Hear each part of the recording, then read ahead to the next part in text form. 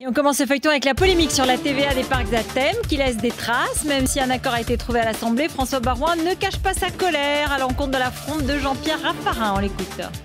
Ce qui est intéressant, permettrait de le dire, c'est le débat sur la TVA sur les parcs à thème et puis utiliser les slogans de la gauche quand on appartient à la majorité. Oui, je le dis franchement comme je le pense, c'est pas très solidaire à quelques encablures de la présidentielle.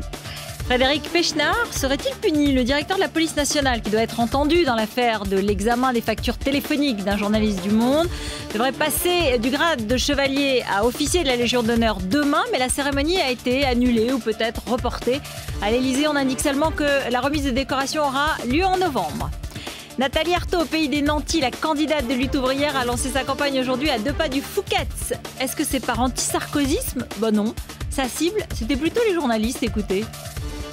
Comme vous ne vous déplacez pas souvent ni à Aubervilliers ni à Pantin, eh bien cette fois-ci, exceptionnellement, je suis venue à vous. Vous voyez, je suis venue vous trouver dans les beaux quartiers.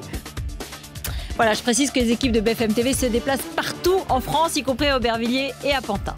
L'œil de Benjamin ce soir sur les coulisses de 2012 et le concours Lépine des meilleures mesures de rigueur.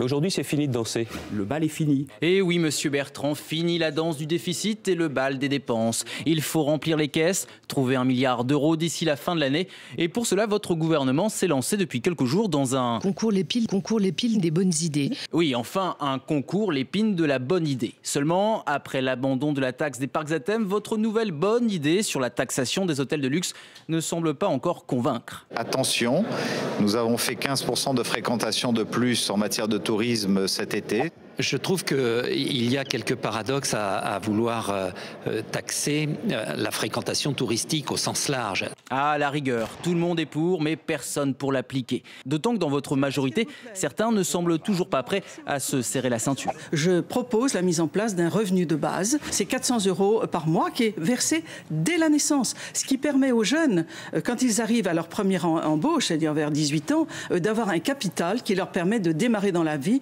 En pleine crise, un revenu supplémentaire, il fallait y penser. Ouais. Écoutez, on fait des efforts.